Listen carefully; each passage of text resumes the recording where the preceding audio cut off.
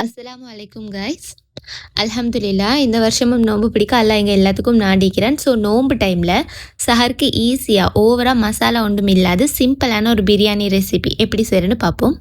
So அதுக்காக சட்டியில் 3 table spoon oil add பண்ணி 4 பெரிய வெங்காயத்தை சின்ன சின்ன ஸ்லைசஸாக கட் பண்ணிவிட்டு ஏலக்காய் பட்டை லவங்கம் சேர்த்து நல்லா பொன்னிறம் வர வரைக்கும் வதக்கிக்கொள்வோம்.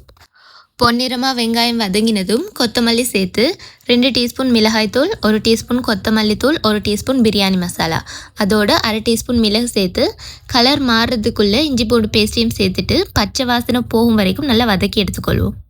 இப்போது 2 க்ரீன் சில்லி, 2 பழுத்த தக்காளி ஸ்லைசஸாக கட் பண்ணி அதையும் சேர்த்து லைட்டாக வதக்கிட்டு 1 கப் தயிர் சேர்த்து தக்காளி நல்லா சாஃப்டாகிற வரைக்கும் லோ ஃப்ளேமில் வதக்கிக்கொள்வோம்.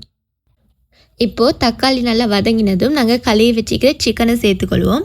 நான் இன்றைக்கி 600 கிராம் சிக்கன் எடுத்துக்கிறேன் 1/2 kg அரிசிக்கு. ஸோ உங்களுக்கு தேவையான குவான்டிட்டி எப்படின்னு பார்த்து நீங்கள் அதுக்கு தேவையான மாதிரி எடுத்துக்கோங்க. இப்போது மசாலாவில் சிக்கனை நல்லா மிக்ஸ் பண்ணிவிட்டு தேவையான அளவு உப்பும் சேர்த்து லோ ஃப்ளேமில் தண்ணி சேர்க்காமல் ஒரு 5 நிமிஷம் சிக்கனை நல்லா வேக வச்சு எடுத்துக்கோங்க.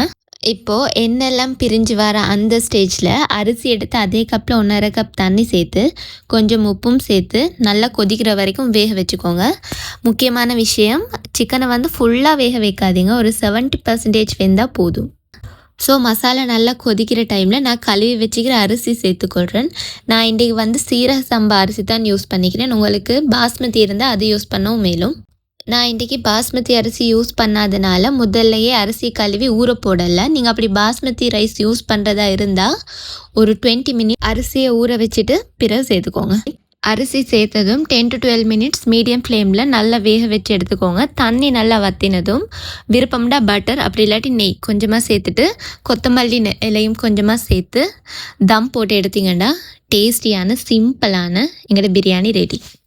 ஸோ அவ்வளோதான் கைஸ், சத்தியமாக சொல்கிறேன், செம்மையாக இருந்துச்சு. நீங்களும் ட்ரை பண்ணி பாருங்கள். ட்ரை பண்ணி பார்த்துட்டு உங்களோட அவுட்புட் எப்படி வந்துச்சுன்னு கட்டாயமாக கமெண்ட்டில் சொல்லுங்கள். எனக்கு பிறகு தேங்க் பண்ணுங்கள். பாய்.